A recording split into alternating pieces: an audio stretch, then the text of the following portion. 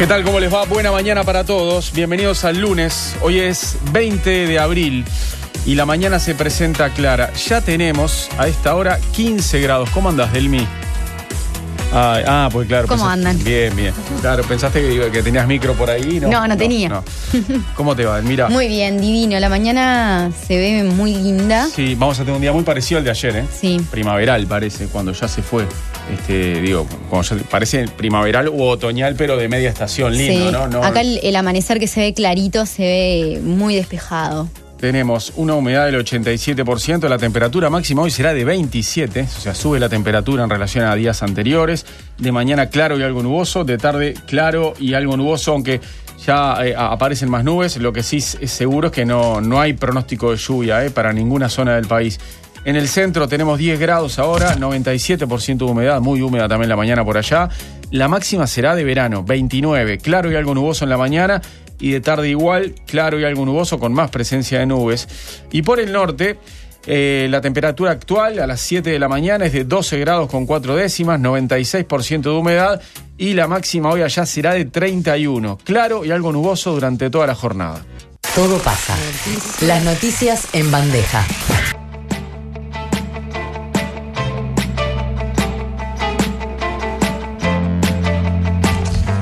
Todo el espectro político lamentó el sorpresivo fallecimiento del exdiputado Felipe Michelini, quien murió ayer a los 59 años tras sufrir un accidente doméstico que le provocó graves quemaduras.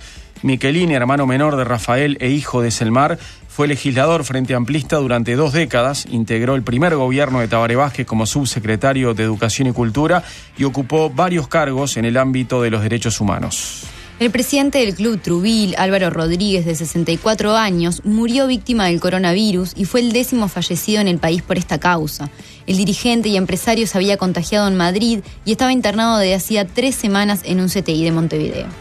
ANCAP detectó una mancha de crudo de poca magnitud en la boya de Terminal Este, en Maldonado, y según la Armada Nacional, el derrame está controlado y no afectó las costas del departamento.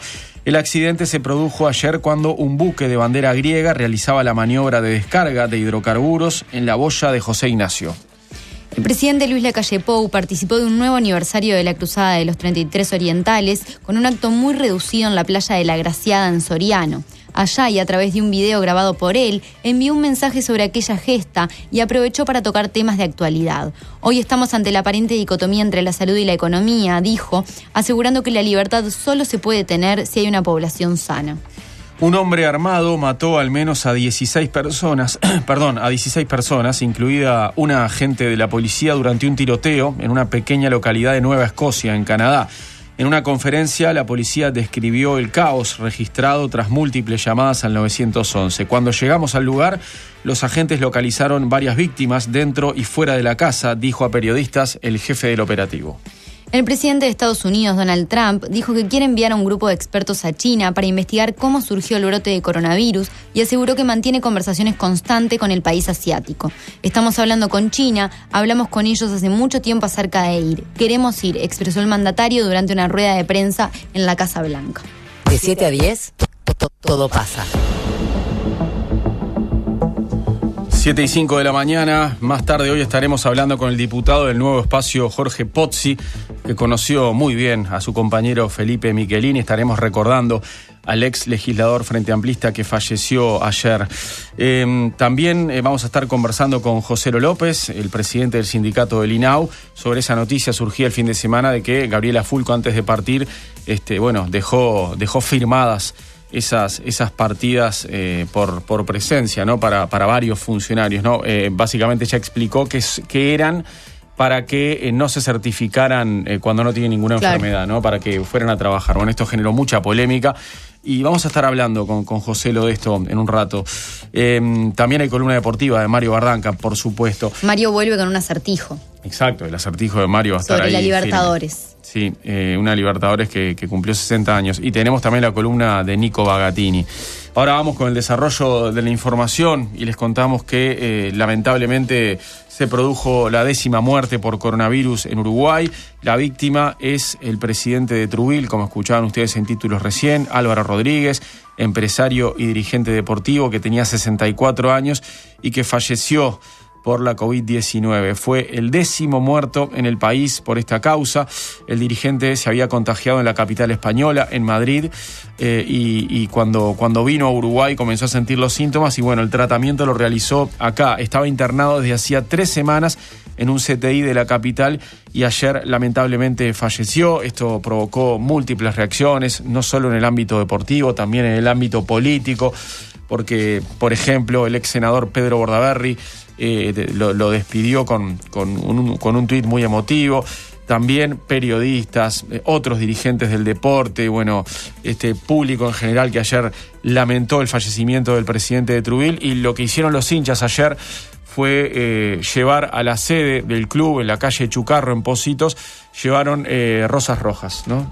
No sé si eran todas rosas, ¿no? Flores rojas, claro, en general, y las pusieron ahí hay una reja en la cancha de Trubil, que a la izquierda está la parrillada y en el fondo está la cancha. Bueno, sobre la reja, todas flores rojas, recordando a este dirigente tan querido, que era presidente de Trubil desde el año 2008. Y bueno, de esa manera lo homenajearon a Álvaro Rodríguez, ese notable dirigente del básquetbol uruguayo que lamentablemente falleció por el nuevo coronavirus. El Sistema Nacional de Emergencias divulgó anoche el informe de estado de situación de la pandemia en Uruguay. Hasta el momento hay 528 casos positivos confirmados. ¿Qué quiere decir esto? Que tuvimos 528 positivos desde el 13 de marzo, cuando aparecieron los primeros 4 casos. Pero de ese total, 228 ya se recuperaron. Por lo tanto, tenemos hoy en nuestro país 220 focos activos. 220 personas están cursando la enfermedad. O sea, son 220 que cursan la enfermedad porque hay que restarle los 228 recuperados y los 10 fallecidos. Hay 13 personas en cuidados intensivos y ninguna en cuidados intermedios. Ayer hubo 11 casos nuevos. Del total de casos positivos confirmados, 89 corresponden al personal de la salud, 41 de ellos se recuperaron y 48 están cursando el virus. Los departamentos con casos confirmados al día de hoy son Canelones, Colonia, Durazno, La Valleja, Maldonado, Montevideo, Río Negro, Salto y San José. Menos que hace algunas semanas, porque hay varios departamentos que han salido de esa lista. Por ejemplo, Rocha, también Soriano y también el departamento de Rivera. Paysandú, quise decir. Paysandú, que estaba en la lista y que ya tiene, las personas que habían dado positivas ya están recuperadas. Los que hoy tienen casos activos de la enfermedad, personas que la están cursando, son entonces Canelones, Colonia, Montevideo, por supuesto, Durazno, La Valleja, Maldonado, Río Negro, Salto y San José. Ayer se realizaron 348 análisis y, como les decíamos recién, hubo 11 casos nuevos. Desde el 13 de marzo, día en que se declaró la emergencia sanitaria, se procesaron 2.826 test con 12.234 negativos y 592 positivos. Bueno, Mariano, y justamente hablando de los departamentos, uno de los que fue noticia ayer fue San José, porque una mujer de 27 años embarazada violó el aislamiento en San José de Mayo, solicitado por las autoridades sanitarias del departamento mientras esperaba el resultado del test por coronavirus. Cuando las autoridades del centro de salud la llamaron para informarle que el resultado era positivo, no la encontraron y tras algunas averiguaciones supieron que la mujer había viajado en un ómnibus a la localidad de Libertad. A raíz de este episodio se montó un operativo policial sobre las 8 de la noche de este sábado. Y bueno, en ese procedimiento se ubicó a la mujer que estaba en la estación de AFE de Libertad junto a otras 5 personas. Y bueno, y fuentes policiales aclararon al observador que ninguna persona fue detenida, sino que simplemente fueron ubicadas ya que eran requeridas por el sistema sanitario. Minutos más tarde, una ambulancia llegó hasta la estación y llevó a la mujer al hospital de San José, en donde permanece internada. Según informó el portal San José Ahora, las personas que estaban con ella quedaron en cuarentena, al igual que los enfermeros que la trataron. Se le solicitó lo mismo al círculo cercano de la mujer, entre ellos a la pareja, a su suegra. Y bueno, la tarea de las autoridades en identificar con quienes ha interactuado en estos últimos días no ha sido nada sencilla, ya que la mujer estaba muy asustada, no dio mucha información y la información que dio fue por medio de una psicóloga que está trabajando en el caso. Y bueno, mientras tanto las autoridades del departamento están tratando de identificar a todos los pasajeros que viajaron en el ómnibus en donde estaba la mujer infectada.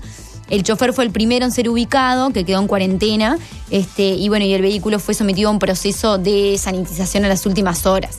De acuerdo a lo que informó el jefe departamental de salud, Antonio Atilio, a Subrayado, cerca de 80 personas podrían entrar en cuarentena por haber tenido contacto con esta mujer. Hasta este sábado, San José tenía confirmado 2 casos positivos de coronavirus, según las cifras oficiales. Bueno, pasamos a otro tema. El fallecimiento de Felipe Michelini, ex coordinador del Grupo de Trabajo por Verdad y Justicia, ex diputado y ex subsecretario de Educación y Cultura, causó un gran pesar en todo el sistema político, que lo despidió resaltando sus valores democráticos y su lucha por la verdad en el marco de los crímenes cometidos durante la última dictadura militar.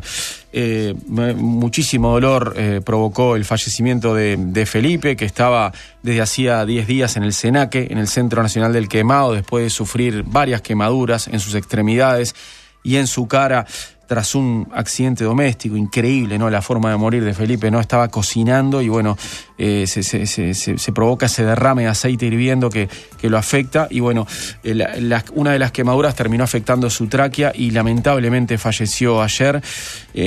No solamente el espectro político lo despidió con dolor, ¿verdad? Y con palabras de afecto, también diferentes organizaciones, por ejemplo, la agrupación de madres y familiares de detenidos desaparecidos, que lamentó ayer la muerte del compañero Felipe Michelini, un luchador incansable en defensa de los derechos humanos. Esto era lo que decía madres y familiares de detenidos desaparecidos, que resaltaron el abrazo de Michelini a la causa de los derechos humanos, que dio junto a su padre Selmar, su madre Elisa, sus hermanos y hermanas, solidarios en tiempos difíciles, quienes desde sus propios lugares defendieron y lucharon por una sociedad más justa, escribió el grupo. Agradecemos y recordamos su trabajo comprometido en búsqueda y construcción del nunca más. Con dolor acompañamos a esta familia que desde las épocas duras estuvo junto a nuestros hijos y familiares siguiendo la lucha por verdad y justicia. Se cerraron madres y familiares de detenidos desaparecidos. Su hermano Rafael agradeció infinitamente en nombre de la familia a las expresiones de afecto y al personal del Senaque por el esfuerzo. Por razones sanitarias, explicó Rafael Michelini, su despedida será en el ámbito familiar. Ya tendremos la oportunidad de hacerle el homenaje que él se merece. Fuerte abrazo, escribió el ex senador y hermano mayor de Felipe Michelini. El Frente Amplio, en su cuenta de Twitter, lo despidió así: compañero entrañable, militante de todas las horas, trabajador en la defensa de los derechos humanos. Que en paz descanse Felipe Michelini. Abrazo fraterno a la familia y amigos. Y también hubo otras despedidas, ¿no?, que iremos repasando a lo largo de la mañana. Más tarde estaremos hablando con Jorge Pozzi, diputado del Nuevo Espacio, compañero de Felipe Michelini. Allí les recordaremos también cómo lo despidieron por Twitter o en otras declaraciones diferentes actores políticos, como el propio presidente de la República, que lo recordó en un tuit, como Javier García, que anoche en Telemundo me decía que ahora hace que una semana antes de que sufriera este accidente doméstico, Felipe Michelini se juntaron a tomar mate, estuvieron mateando juntos y charlando porque se tenían mucho afecto, eran compañeros de la Cámara de Diputados y esto impactó a todos. Felipe, como les contábamos, sufrió el pasado 7 de abril este accidente doméstico cuando se encontraba en su casa cocinando. Tenía quemaduras importantes en la parte de las extremidades y en la cara, con afección en las vías respiratorias. Nació el 24 de enero del año 61 en Montevideo, fue un abogado especializado en derechos humanos y justicia internacional. Además, fue doctor en Derecho y Ciencias Sociales de la Facultad de Derecho de la UDELAR y tenía una maestría en la Escuela de Derecho de la Universidad de Columbia en Nueva York. Fue diputado por el Nuevo Espacio entre los años 94 y 2015 y ex integrante del Parlasur, el Parlamento del Mercosur. Fue subsecretario y ministro interino de Educación y Cultura. Esto entre los años 2005 y 2009, durante la primera presidencia del Frente Amplio. Cuando Vázquez asumió la presidencia, designó a Jorge Brovetto como ministro de Educación y Cultura y a Felipe Michelini como viceministro. Bueno, Felipe fue subsecretario y también ejerció como ministro interino en aquel quinquenio. Felipe Michelini también fue miembro del Comité Ejecutivo de Parlamentarios por la Acción Mundial, integrante de su comité ejecutivo y coordinador del Programa de Derecho Internacional y Derechos Humanos. Representó a Uruguay en el Consejo Ejecutivo de UNESCO, ejerciendo la vicepresidencia del mismo entre los años 2005 y 2007. Integró el equipo técnico de Naciones Unidas en la Comisión de la Verdad en El Salvador también. Y bueno, ejerció la dirección ejecutiva del Centro por la Justicia y el Derecho Internacional del Sur. En los años 90, fue miembro fundador del Observatorio de Políticas Públicas de Derechos Humanos del Mercosur, participó en el Human Rights del Centro de Derechos Humanos de la Universidad de Columbia y en el Americas Project del Instituto Rice University también en Estados Unidos. Como les contábamos recién, fue miembro honorario y coordinador de ese grupo de trabajo por verdad y justicia creado por el expresidente Tabaré Vázquez durante su segunda administración. Y además era miembro de ese consejo de dirección del Fondo Fiduciario de la Corte Penal Internacional en beneficio de las víctimas. Michelini tuvo una participación importante en el último hallazgo de los restos de Eduardo Bleier en el Batallón 13. Esto ocurrió el año pasado, ¿se acuerdan? Acá en Montevideo. Bueno, en su momento fue el encargado de darle la noticia a la familia de Bleier. Esto lo contó el integrante de familiares de detenidos desaparecidos a Montevideo Portal, Ignacio Randonea. Recordó que fue Felipe Michelini el encargado de darle la noticia, por ejemplo, a Gerardo Bleier, a su hijo, y al resto de la familia. En un rato, como les decíamos, hablamos con Pozzi, ¿no? Con Jorge Pozzi, el diputado del Nuevo Espacio, para seguir recordando a Felipe Michelini.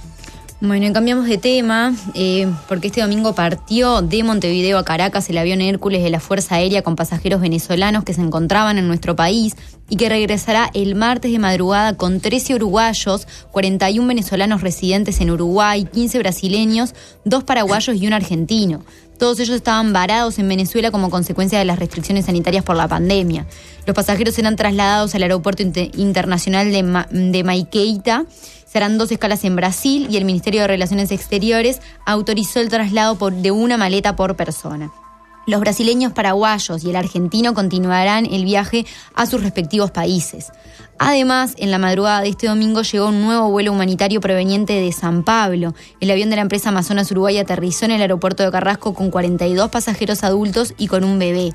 Hasta ahora fueron repatriados 2.715 uruguayos que estaban varados en el exterior, según datos de Cancillería, y hay 468 que siguen en esa condición. Cancillería va a extender el denominado operativo Todos en Casa en principio hasta el 2 de mayo para continuar con la repatriación de uruguayos. Lo que sí se dio por concluido fue el denominado corredor humanitario que permitió la salida del país a 749 extranjeros que estaban varados en Uruguay o en cruceros cercanos a la costa uruguaya. Vamos a hablar ahora del presidente de la República, Luis Lacalle Pou, que ayer fue sin aviso a Soriano, a la playa de La Graciada, para conmemorar un nuevo aniversario del desembarco de los 33 orientales, el aniversario 195 de esta gesta, ¿no? El desembarco de los 33, que ayer, tuvo una conmemoración muy particular, ¿no? En el marco de la emergencia sanitaria, no puede haber actos públicos, no puede haber aglomeración de gente, y entonces Lacalle Pou concurrió con pocos asesores a colocar una ofrenda floral en el monumento de la playa de La Graciada. Y en ese marco difundió un video grabado por él, estilo selfie, y esto lo subió a su página web la Intendencia de Soriano. En ese video recuerda la gesta heroica, pero también hace referencia a la situación actual. Quiero agradecerle a la Intendencia de Soriano, a todo el equipo, la posibilidad de poder dirigirme unos minutos para pasar con ustedes esta fecha tan especial en condiciones extraordinarias. Seguramente hoy la recordación en tiempos normales estaríamos todos presentes rindiendo homenaje a esa gesta tan importante para la historia de nuestra nación y de nuestro país. Hoy lo vamos a hacer desde las casas, lo vamos a hacer pensando en esas épocas y tratando de interpretar ese sueño en los tiempos actuales. En los tiempos donde la libertad se constituye de nuevo un valor fundamental para cada uno de nosotros y para la sociedad toda. Una libertad que solo se puede tener si hay una población sana, si la salud es un valor cuidado y un valor fundamental.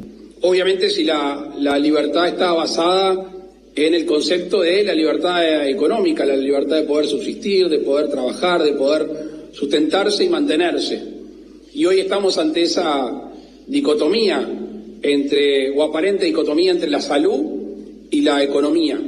Y es allí donde hemos tratado de trabajar sobre el concepto de libertad, adecuarlo a los tiempos modernos, a esa nueva normalidad que vamos a tener que vivir y que siga siendo nuestro faro, nuestra meta, la libertad individual y obviamente el bien común. Así que a muchos años de esa gesta, reivindicando sus postulados, reivindicando ese coraje, les quiero mandar un fuerte abrazo.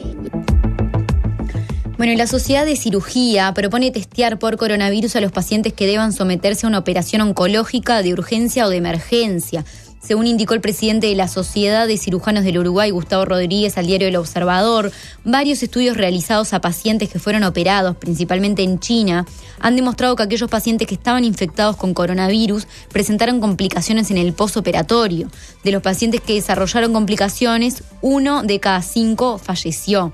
Agregó que la mayoría de las complicaciones tenía que ver con infecciones respiratorias y es por eso que los especialistas están pidiendo que se realicen test a los pacientes que van a ser operados para descartar que sean portadores del virus y que sea obligatorio el uso de tapabocas para el personal médico en la vía pública. Este viernes, la Junta Nacional de Salud, la JUNASA, decretó el uso obligatorio de tapabocas para todo el personal de salud.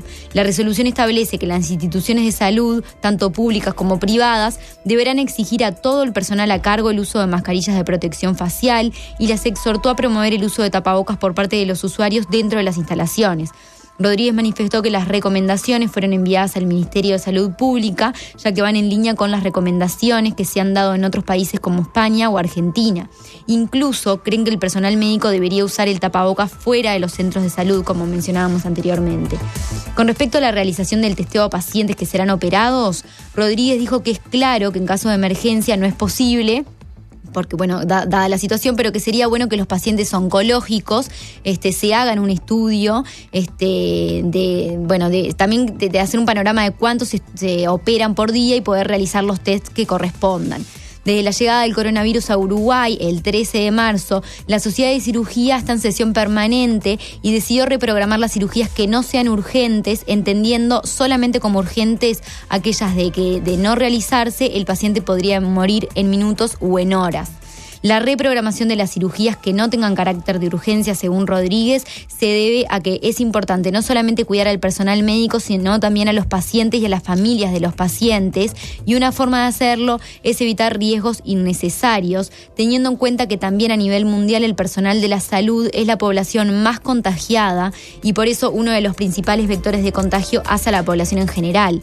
En diálogo con Subrayado, Rodríguez profundizó en este pedido. Se ha visto que los pacientes que son asintomáticos pero positivos y son operados, tienen un riesgo mayor de desarrollar complicaciones posoperatorias y muchas veces estas complicaciones son muy graves y pueden determinar la muerte del paciente. Hemos insistido desde la sociedad en el uso obligatorio del tapaboca en todas las instituciones de asistencia médica. Ahora ponemos a discutir el tema, la importancia que tiene el testeo preoperatorio en ese grupo de pacientes, y insistimos también en la necesidad de que todas las instituciones provean a los profesionales de la salud los equipos de protección personal que son necesarios cuando se va a tratar a un paciente que es sospechoso o bien confirmado de COVID-19. Vamos con otros temas. El subsecretario de Defensa Nacional, Rivera Elgue, viceministro de esa cartera, reconoció que no lo hackearon y pidió disculpas a los ministros Pablo Mieres y Ernesto Talvi. Recordemos que Rivera Elgue, el número 2 del Ministerio de Defensa, había sido muy duro, ¿no?, con el ministro de Trabajo y con el canciller de la República en tuits filosos, respondiéndole a ellos, ¿no? Estos tuits los escribió el jueves de noche, los repasamos acá el viernes de mañana y en instantes los volveremos a leer. Fueron tuits que borró inmediatamente Rivera Elgue. Había dicho primero que lo habían hackeado. Claro, el tema es que si vos decís que te hackearon tenés que hacer una denuncia a delitos informáticos y Delitos Informáticos debe corroborar si efectivamente el tuit salió de tu aparato o no. Y se ve que le dijeron, Rivera, mirá que van a venir de Delitos Informáticos y van a confirmar que el tuit salió de tu celular, de tu aparato. Entonces, cuando él se dio cuenta de que se iba a verificar que era mentira lo que estaba diciendo, que los tuits habían salido de su dispositivo, él ahí cambió la versión, dio marcha atrás y dijo que fue un colaborador cercano quien escribió los tweets en su cuenta. Desmintió la primera versión, desmintió lo del hackeo y dijo que un colaborador cercano, un hombre de confianza, fue el que escribió los tweets. Da la casualidad de que ese colaborador piensa lo mismo que Rivera Elgue, ¿no? Acá está la explicación que daba el número 2 del Ministerio de Defensa ante los medios el viernes. Y pude detectar algunos comentarios en mi red personal de Twitter. La misma yo la utilizo no solo desde mi dispositivo, sino que tengo algunas personas de confianza que también utilizan los mismos. Inicialmente yo borré los tweets y traté de, y entendí que posiblemente fuera un hackeo, por eso hice el comentario de hackeo. Habiendo hecho una investigación anoche y hoy de mañana, pudimos determinar que él mismo partió desde uno de los dispositivos que yo tengo de mis dispositivos.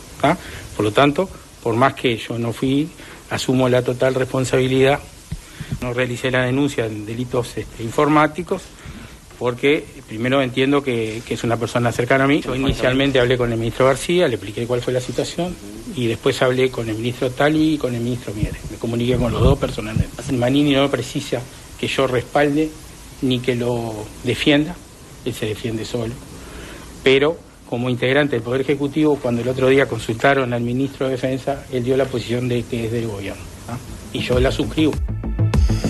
Rivera Elgue admite que habló con Mieres y con Talvi, también obviamente habló con su jefe directo, que es Javier García, el ministro, pero no dice expresamente que se disculpó, pero sí, efectivamente supimos que le habló con ellos y les pidió perdón, les pidió disculpas por estas palabras. También habló con el presidente de la República, Lacalle Pou, ya escucharemos a Lacalle en instantes.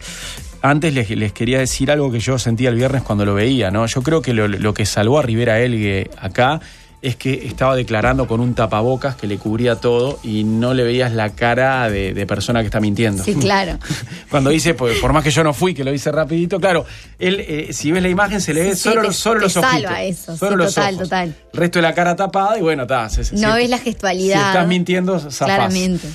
Si te agarra un Gustavo Rey, por ejemplo, no puede sacarte tanto, porque está casi toda la cara tapada. Está difícil para leerlo, sí.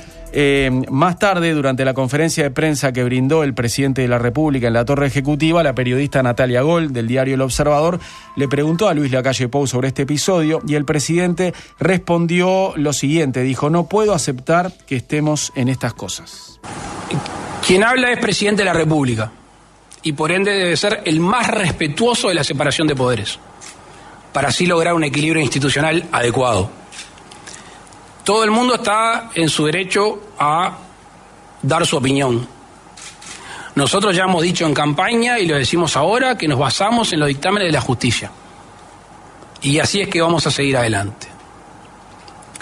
Sobre la segunda parte de la pregunta, y ahí sí ya involucra al gobierno, notoriamente involucra al gobierno, yo creo que tenemos demasiadas cosas importantes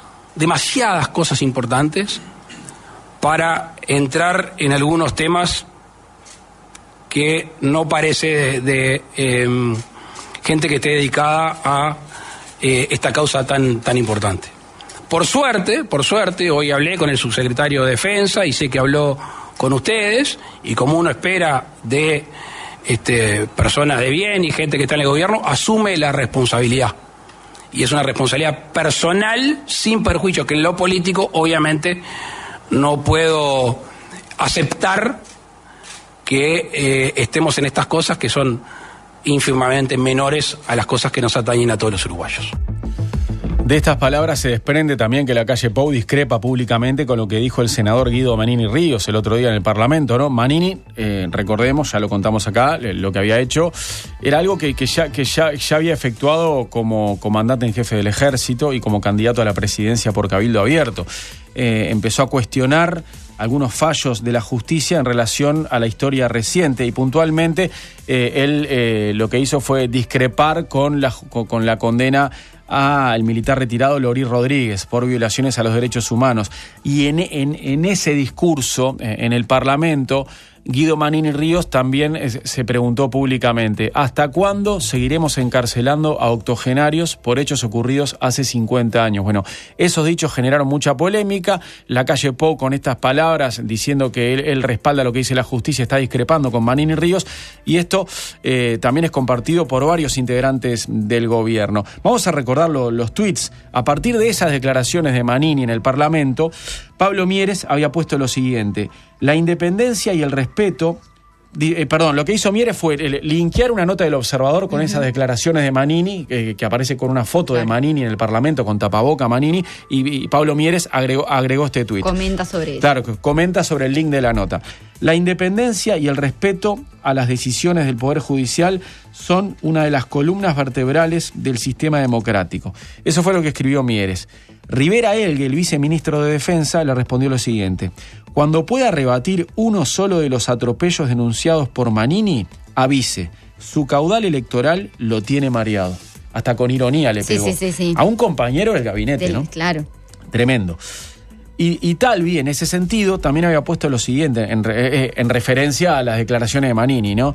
Tras las declaraciones de Manini, en el mismo día, Talvi de noche tuiteó esto: reafirmamos nuestra confianza en el Poder Judicial como pilar del Estado de Derecho y garantía de los derechos humanos. Las sentencias de los jueces podrán gustarnos o no, pero el respeto a los jueces y a sus sentencias es garantía a la convivencia democrática. Sin justicia no hay república. ¿Qué respondió Rivera Elgue el jueves de noche? Ministro, ¿puede explicar qué garantía democrática ofrece la sentencia de un juez que mantuvo 3 años preso a un inocente mayor de 70 años por tener los ojos azules? Identificar ese accionar con la República es propio de la corrección política que sustenta ese relato falaz, acusando a Talvi también de tener un relato falaz. Bueno, esto fue lo que desató toda la polémica. Primero Rivera Elgue dijo que lo hackearon, luego admitió que no fue hackeado y se hizo responsable de estos tweets. A propósito del tema, también habló Javier García, ¿verdad? El jefe directo de Rivera Elgue. Anoche lo entrevisté en Telemundo y decía lo siguiente: yo hice bien claro, lo había dicho unos días antes, cuál era la posición, no del Ministerio de Defensa, del Gobierno Nacional, empezando por el Presidente de la República. Nosotros somos absolutamente respetuosos de la justicia. Trabajamos y respetamos a la justicia, obviamente a todos sus fallos, pero aparte contribuimos con la justicia. Tú te acordarás que yo en mi primer intervención, el día que asumí, dije que íbamos a trabajar por la paz de los uruguayos, y que paz no había mientras faltara esa paz en algunos hogares. Así que vamos a contribuir en todo lo que sea necesario. Y el episodio fue lo que todos vimos, y después el subsecretario Elgue hizo declaraciones en la prensa. Pero usted es el jefe directo de Rivera Elgue. ¿Le preocupa lo que pasó? ¿Habló con él? Hablé con él el viernes al mediodía. ¿Le manifestó su malestar? Entonces yo imagino que una conversación del ministro con el subsecretario no corresponde que yo la revele por los medios. Es inentendible que los dirigentes políticos nos dediquemos tiempo a debates políticos cuando tenemos lo que tenemos por delante. El gobierno está integrado por mujeres y hombres libres que pueden tener su opinión. Ahora el gobierno tiene una sola opinión en este tema y en todos los temas que puedan surgir. En este tema es muy claro: respeto absoluto a la independencia de poderes y contribución con la justicia. ¿Y ese cortocircuito entre integrantes del gabinete genera fisuras en la interna del gobierno? No, porque el gobierno tiene una característica muy particular, que es un liderazgo nítido del presidente de la República y un compromiso ciudadano. Con esto que estaba diciendo usted sobre la justicia, está discrepando públicamente con las palabras del senador Manini Ríos, que cuestionó la justicia y que, entre otras cosas, dijo: ¿hasta cuándo estaremos encarcelando a octogenarios por hechos que ocurrieron hace 50 años? ¿Usted discrepa con eso? Sí, claro, me preguntaron colegas tuyos el día y dije: yo no comparto su opinión, pero vuelvo a reiterar, tengo prioridades que son bien otras en estas horas. Todo pasa. Todo pasa. Los leemos en el 093-6051, en todopasa@oceano.uy y en nuestras redes, Todo Pasa Océano en Twitter, Instagram y Facebook. 7:38 de la mañana, vamos a hablar de la nueva normalidad que ya estamos atravesando y que anunció el gobierno el pasado viernes. El presidente Luis Lacalle Pou dio una conferencia de prensa en la que presentó ese cambio conceptual con respecto al rumbo. Dijo que no seguirá hablando del día después, sino que el concepto adecuado para referirse a lo que se está dando en estos momentos y a lo que seguirá es nueva normalidad. Esa nueva normalidad está marcada por un distanciamiento social sostenible. Y este concepto fue el que le inculcaron los 3 científicos que ahora lo asesoran. Ellos fueron los que le dijeron, dejá de hablar del día después y empezá a hablar de la nueva normalidad, que es lo que se viene. Y bueno, la nueva normalidad es la palabra entonces que está ahí presente y destacada desde el viernes de noche. En este marco fue que anunció Lacalle Pou la creación de ese grupo al más alto nivel encargado de evaluar las medidas aplicadas, integrado por el director de la OPP, Isaac Alfie, también por también por 3 científicos que son las personas que lo están asesorando desde la academia, ¿verdad? Desde la ciencia. Los 3 asesores son el matemático Fernando Paganini, el bioquímico Rafael Radi y el gastroenterólogo Henry Cohen. Tenemos hace pocos días el comienzo de esta nueva normalidad con el inicio de la construcción. Y todos hemos visto cómo, en acuerdo de las distintas partes, la construcción se ha reanudado y los problemas han sido ínfimamente en algún lugar y se ha llevado con normalidad esta nueva normalidad, valga la redundancia. Y ahora vamos a tener el inicio de las escuelas rurales. De nuevo, estamos haciendo este distanciamiento social sostenible. Y en este nuevo paso en el cual tenemos más información internacional y más formación nacional, estamos muy satisfechos en poder anunciarles que se ha generado un grupo al más alto nivel que va a compartir con el gobierno su conocimiento, que va a haber una trazabilidad, que va a haber un estudio, que va a haber un método. Este equipo que asiste al que conformamos, encabezado por Lito Alfi, está formado por Fernando Paganini, por Rafael Radi y por Henry Cohen, 3 prestigiosos profesionales a los cuales les agradecemos. Entre otros, le agradecemos a la Universidad de la República y, por supuesto, a la Academia Nacional de Medicina y de Ciencias prestarnos estos recursos humanos que con sus equipos van a ir evaluando paulatinamente las acciones que tomamos y las que podemos llegar a tomar.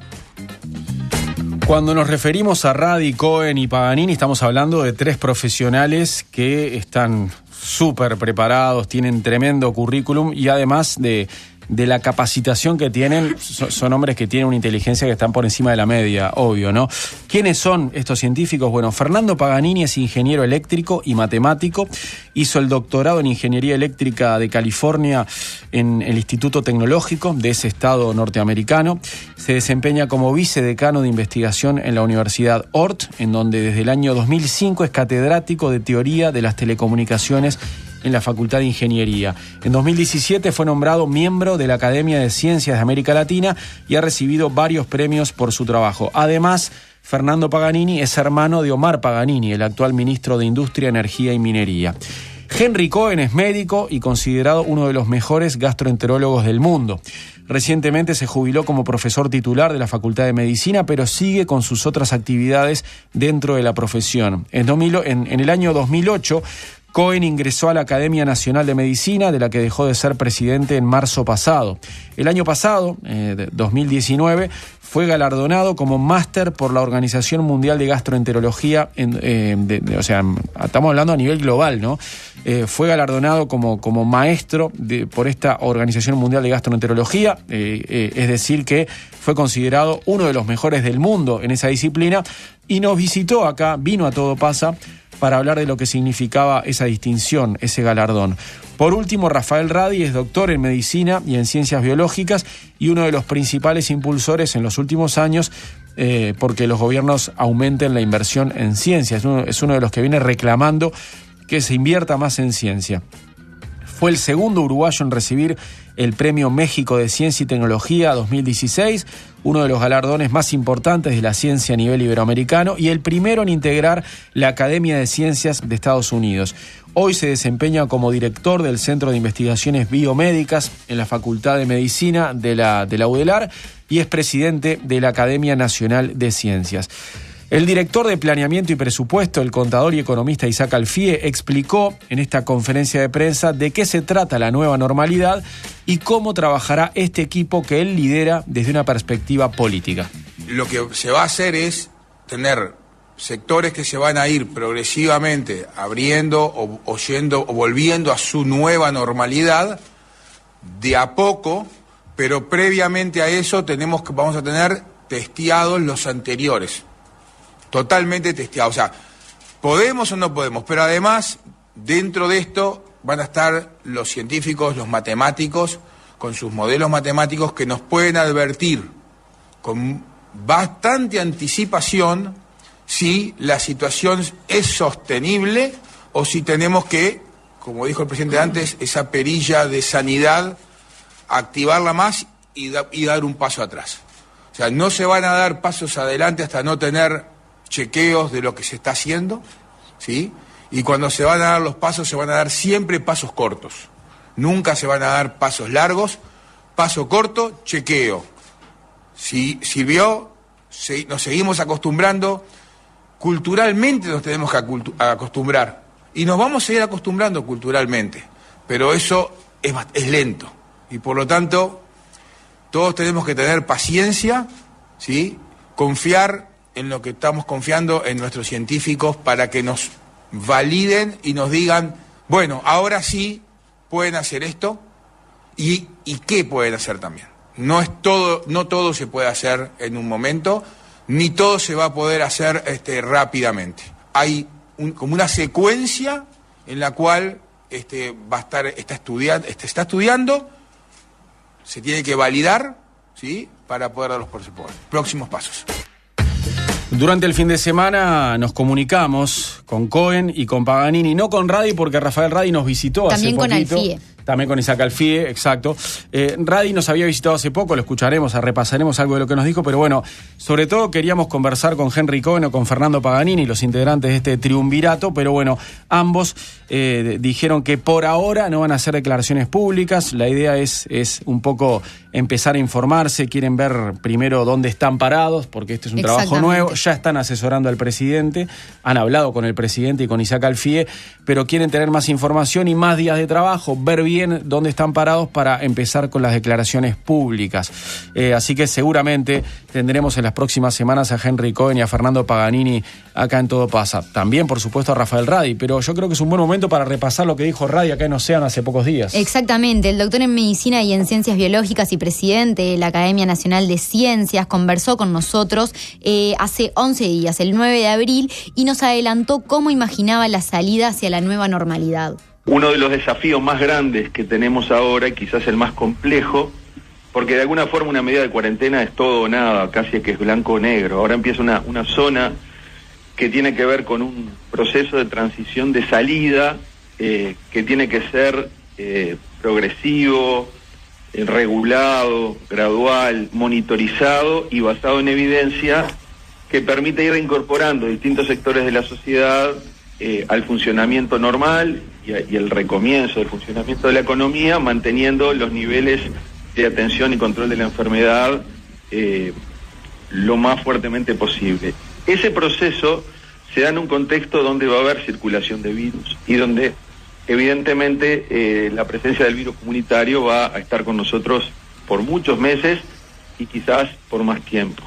Entonces, ese escenario de cómo se abre la puerta para la salida y del funcionamiento social, donde van a empezar las interacciones interpersonales, individuales, es un problema que a nivel planetario se está analizando, que no hay una única respuesta, y bueno, ahí es donde los elementos científicos pueden jugar un rol muy importante para ir monitorizando la salida, ir tomando medidas prácticamente diariamente y, si fuera necesario en algún momento, transitoriamente volver a medidas de confinamiento tan temporario para tener ciclos de salida y regreso de forma que nunca el sistema sanitario quede desbordado.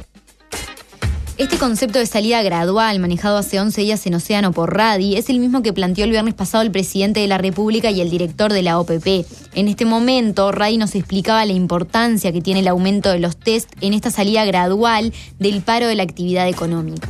Toda esta salida tiene que estar acoplada a la instauración de test con mucho mayor masividad, no solamente los test diagnósticos, que implican la detección de material genético del virus, que son los test de lo que se está hablando cotidianamente, sino otro tipo de test que se están comenzando a desarrollar en el país y que también se va a contar con aporte de tecnología que va a venir del exterior para medir la inmunidad que la sociedad y nosotros vamos a ir adquiriendo en función del tiempo. Entonces, con ese monitoreo de test, que a su vez tiene que estar integrado a la generación de modelos epidemiológicos de salida, conjuntamente y acopladamente con la capacidad de respuesta de nuestro sistema de atención médica, sobre todo en los niveles de mayor complejidad, es decir, cuidados intermedios de CTI, todo ese continuo y en función de cómo es el tiempo de incubación de la enfermedad y la propagación y la geolocalización de los contactos,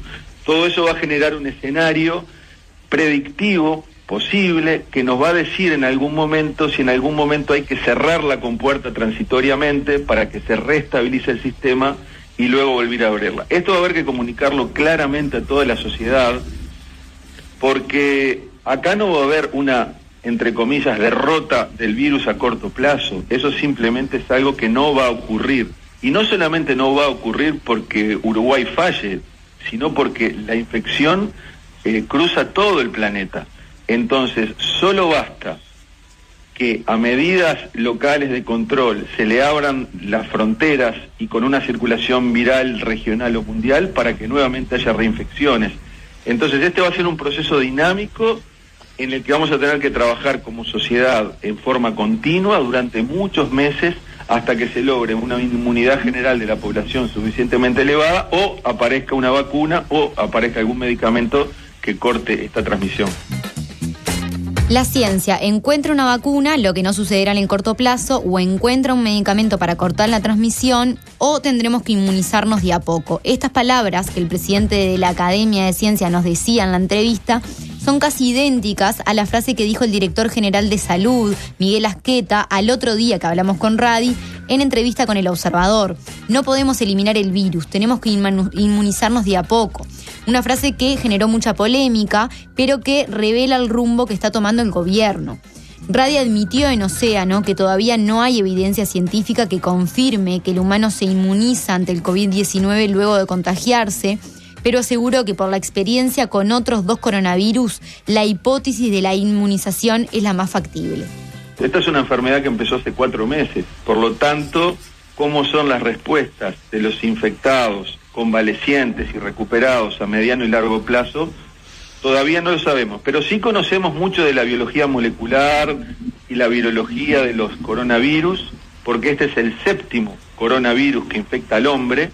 De estos 7 coronavirus que a lo largo de la historia tenemos reportes de infección en humanos, hay 3 que han sido muy virulentos, siendo el COVID-19 uno de ellos, pero está el del SARS-1 y el del MERS, que también son coronavirus y que también fueron virulentos. Y en el caso del SARS, la inmunidad se mantuvo por alrededor de 10 años, y en el caso del MERS fue más corta, pero igual duró por alrededor de 2 años.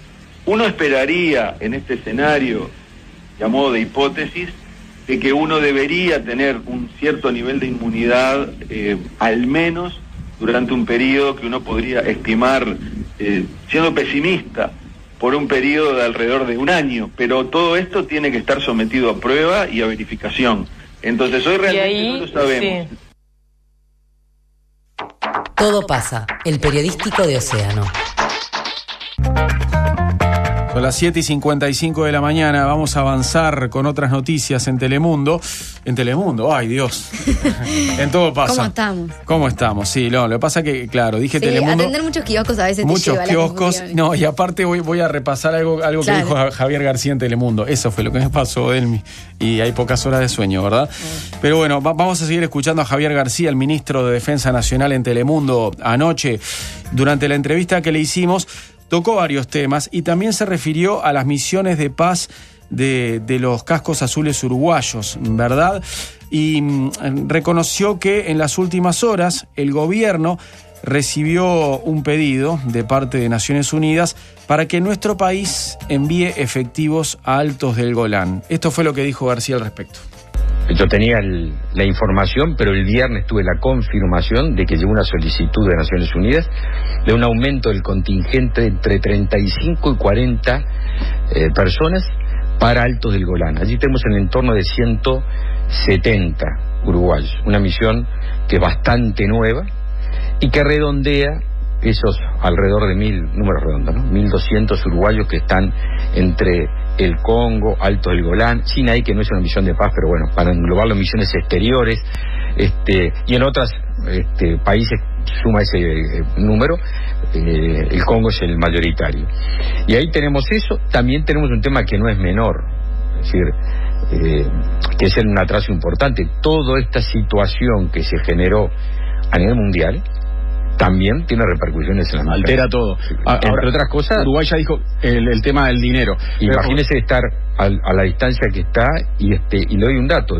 Naciones Unidas no reembolsa los dineros para viáticos desde septiembre del año pasado. O sea, tanto es así que lo hemos hecho con dineros del Ejército Nacional. El Ejército adelantó, el Ministerio de Defensa adelantó la plata de lo que va de octubre hasta el mes de febrero, de forma tal de que aquello que se debió haber abonado por parte del organismo internacional no le falte, porque no puede ser rehén la familia del soldado de un tema que a todos nos preocupa mucho. Bueno, justamente después yo le preguntaba si esto también iba a alterar las otras misiones de paz, ¿no? Y justamente el relevo de tropas, y admitía que sí, el ministro de Defensa. Ahora en mayo tiene que haber un relevo de cascos azules en la República Democrática del Congo, y eso se verá postergado. Obviamente que la pandemia global es la que afecta a todo, y entonces los efectivos uruguayos que están en el Congo hoy y que deberían volver en mayo se van a quedar un tiempo más y serán relevados unos meses después. Todavía no se conoce la fecha. Después, bueno, también le pregunté si Uruguay ya respondió que sí a este pedido de la ONU, ¿no? De enviar más cascos azules a la zona de Altos del Golán, y decía García que todavía Uruguay no respondió formalmente, no dio el sí, pero bueno, es muy factible que Uruguay aumente el contingente en esa zona del mundo. En el transcurso de la nota también se habló del avión presidencial o avión multipropósito, y cuando estábamos hablando sobre ese remate, cuando le estábamos preguntando sobre la subasta del avión presidencial, García informó que cuando asumieron en el Ministerio de Defensa se encontraron con una enorme automotora, y dice que van a rematar entre un 20 y un 30% de esos autos que estaban ahí en la cartera. Iniciamos esta semana, hicimos un convenio, un acuerdo marco con la Asociación de Rematadores. Tenemos intención, como es un convenio marco, va a haber que después hacer una serie de trabajos técnicos, relevamiento de documentación, para que de aquí a 30 días podamos hacer el llamado subasta concreto del avión presidencial. Fue un avión comprado con sobreprecio, absolutamente desproporcionado el precio y sin justificación su compra. ¿Lo van a subastar de aparte o entero? Vamos a empezar con la subasta entera, porque el desarme también tiene costos. Entonces vamos a tratar de obtener el mayor rédito con los menores gastos. El convenio que hicimos con la Asociación de Rematadores tiene dos características que quiero destacar, si me permiten. La primera, 0 pesos para el Estado uruguayo. No vamos a pagar ni honorarios ni comisiones. Y segundo, de lo que va a pagar el comprador, hubo una linda iniciativa de los rematadores de que destinar el 50% de esa comisión al fondo coronavirus o eventualmente a compras, por ejemplo, de respiradores. O sea que también va a servir esto para que haya un gesto de compromiso social de los rematadores, que son empresarios privados que van a hacer este remate. Y después, porque uno me podría preguntar, ¿por qué un convenio marco y no un convenio específico? Porque vamos a hacer otros remates en el Ministerio de Defensa. Pedimos información sobre el parque automotor. Me encontré con una enorme automotora, más de 400 vehículos administrativos. No estoy hablando de los camiones o sea, los tácticos, digamos, sino administrativos. Y me parece que no condice en absoluto. Eso va a remate también.